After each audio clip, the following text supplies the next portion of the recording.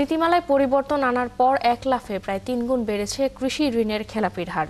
বাংলাদেশ ব্যাংকের হিসেবে অক্টোবর শেষে যা দাঁড়িয়েছে ৩৪%, অথচ গেল মার্চে তা ছিল মাত্র ১৩%-এর ঘরে।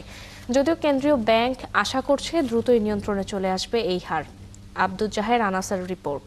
লিলি বিউটি সোপ, যার অ্যান্টি এজিং গুণ তারুণ্য ধরে রেখে ত্বককে করে উজ্জ্বল। তারুণ্যময় উজ্জ্বল ত্বকের জন্য রিমার্ক।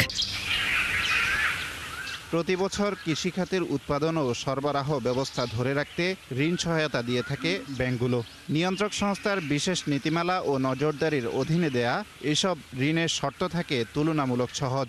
বিশেষ করে সুদের হার বাজারের চেয়ে কম, পরিশোধে সময়ও পাওয়া যায় কিছুটা বেশি। কিন্তু গেল জুনে সেই নীতিমালায় বড় ধরনের পরিবর্তন এনেছে বাংলাদেশ ব্যাংক, যার ফলে অক্টোবরে খেলাপি ঋণের হার উঠেছে রেকর্ড উচ্চতায়।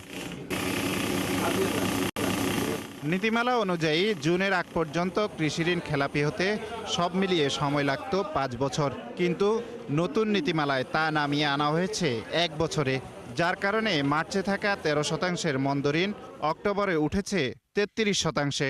যদিও তা নিয়ে চিন্তিত নয় বাংলাদেশ ব্যাংক। এটা টেকনিক্যাল কারণ, যে কারণে যে লোনটা হয়তো ১ বছর পরে ক্লাসিফিকেশনের মধ্যে পড়তো, সেটা এখন হচ্ছে মাত্র ৩ মাস হয়ে গেলে সেটা পড়ে যাচ্ছে। ঋণ শ্রেণীকরণের ক্ষেত্রে আন্তর্জাতিক মানেই একেবারে শ্রেণীকরণ করব, কিন্তু ঋণের যে কৃষি ঋণটাকে আমরা যাতে উৎসাহিত হয় বা কৃষি ঋণ যাতে স্মুথ হয়, সেজন্য বাংলাদেশ ব্যাংকের কৃষি ঋণ নীতিমালার মাধ্যমে আমরা এই বিষয়গুলোকে অ্যাড্রেস করব। বাংলাদেশ ব্যাংকের তথ্য বলছে, অক্টোবরে কৃষি ঋণের খেলাপি হয়েছে ২০,৩০২ কোটি টাকা। এর মধ্যে রাষ্ট্রীয় মালিকানার ৯ প্রতিষ্ঠানেই তা ১৯,০০০ কোটি, যা তাদের মোট বিতরণ করা ঋণের ৪৭%। আর এককভাবে সবচেয়ে বেশি খেলাপি ঋণ কৃষি ব্যাংকের।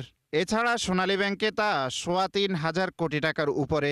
কৃষি খাতে খেলাপি ঋণ যদি বৃদ্ধি পায়, এক্ষেত্রে ব্যাংকিং খাত তথা উৎপাদন, রপ্তানি ও সামগ্রিক মূল্যস্ফীতির উপর একটি নেতিবাচক প্রভাব ফেলতে পারে। মূলত কৃষি খাত বাংলাদেশের অর্থনীতির অন্যতম একটি ভিত্তি। এই খাতকে শক্তিশালী করতে নীতি সহায়তা দেওয়া অবশ্যই জরুরি। এই নীতি সহায়তা হতে পারে বিশেষত উৎপাদনশীলতা বৃদ্ধি এবং প্রযুক্তির ব্যবহারে। তবে কৃষি ঋণের ক্ষেত্রে আরও ভয়াবহ অবস্থা শরিয়া ভিত্তিক ব্যাংকগুলোর। আব্দুল জাহের আনাস, ৭১, ঢাকা।